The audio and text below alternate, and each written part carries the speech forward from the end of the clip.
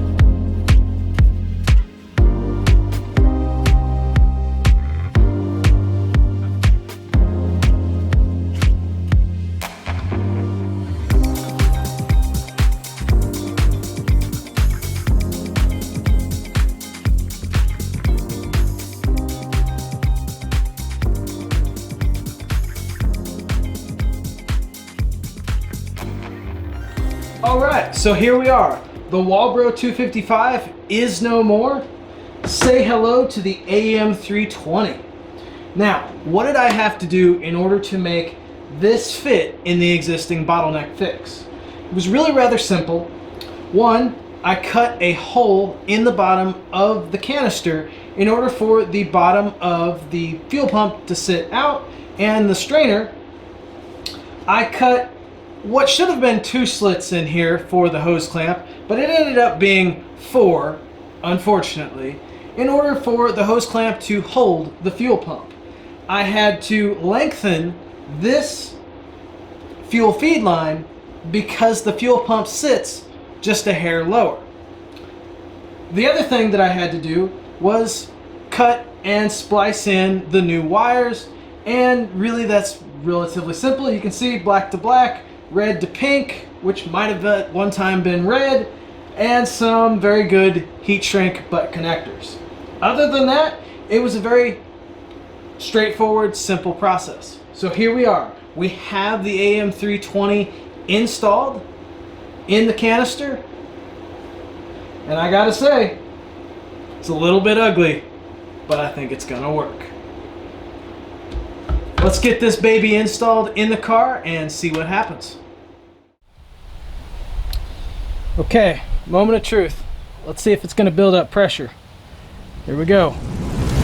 Yeah, oh crap. Okay, turn it off, turn it off. Yeah, well, we got pressure. And it looks like we have a leak. Damn it.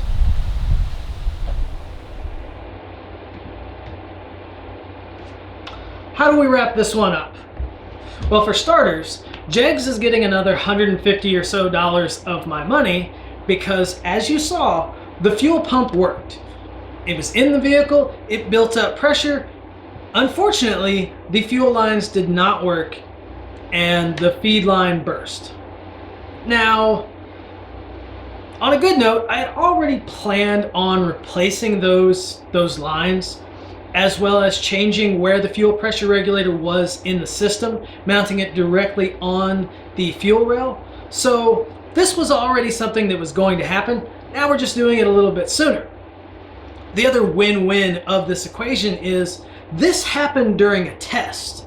This did not happen while I was driving, while the turbofold was hot, potentially turning the car into a wreck, potentially burning me to a crisp.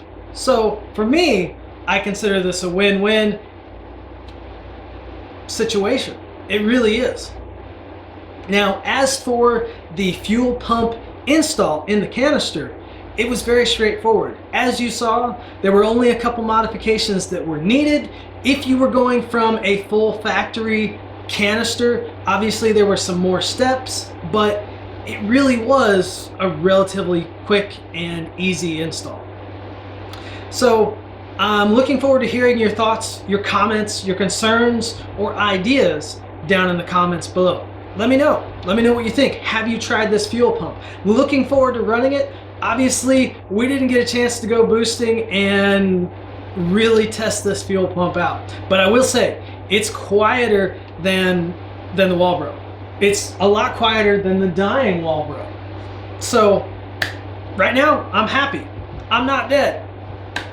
If you would, like, subscribe, follow me on Instagram. Let's continue this journey of getting this old car up and running and back to the drag strip. All right? So stay safe, and we will catch you next time on XI Tunes.